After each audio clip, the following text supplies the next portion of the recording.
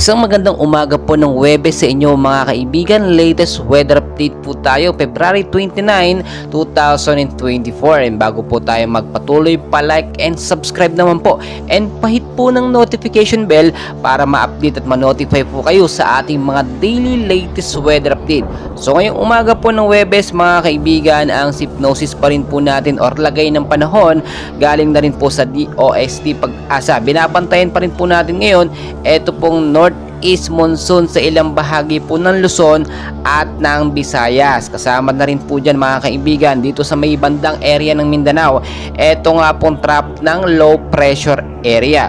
Ito po sa area ng Mindanao weather forecast condition po natin, maulap po na panahon ngayong hapon po ang mararanasan. Sa ilang bahagi po yan ng Mindanao, dala po yan ng trap ng low pressure area or yung extension po ng LPA na yan. Itong LPA po na ito, wala pa naman po masyadong direktang epekto sa ating bansang Pilipinas. As of now, malabo pa po ito na maging isang ganap na bagyo, pero hindi po natin inaalis yung mga posibilidad na posible pa rin itong lumakas at maging isang ganap at unang bagyo ngayong 2024. Sa area naman po ng Cagayan Valley at Aurora, mainit na panahon ng maranasan ngayong umaga hanggang sa tanghali, pero pagdating po sa hapon, posibleng mag-cool down at maging maulap po ang panahon.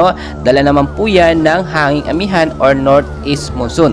Ayon sa Pag-asa, wala naman po itong significant impact sa mga lugar na ating nabanggit, pero maging handa na rin po tayo magdala ng payong jacket, kapote, panlaban po yan sa biglaang pag-uulan. Sa area naman po ng Cagayan Valley at Aurora, maulap na panahon sa hapon po ang posibleng maranasan with isolated light rains or mahinang pag-ulan to heavy rainfall pagdating sa gabi.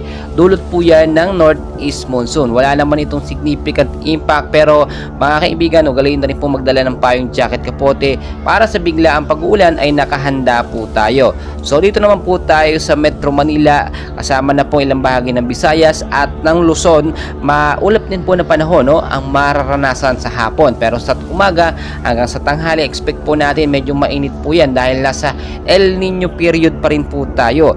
Dahil itong northeast monsoon ito, bandang Luzon po talaga ito nakakaapekto. Yung ilang bahagi po ng Luzon, nakakaranas po sila ng pag-uulan madalas tuwing hapon. Mga kaibigan, wala pa naman po tayong binabantayan na bagyo sa loob ng PAR, pero itong trap ng low pressure area ang ating minomonitor kung ito nga ba'y maging isang ganap na bagyo bago matapos ang buwan ng Pebrero, o kung hindi naman sa unang araw nga po ng linggo ng Marso ay posibleng may bagyo tayong babantayan or mga LPA. Well mga kaibigan, patuloy ko po kayong i-update, and please huwag kalimutan mag-like and subscribe for more weather daily updates. Maraming salamat po.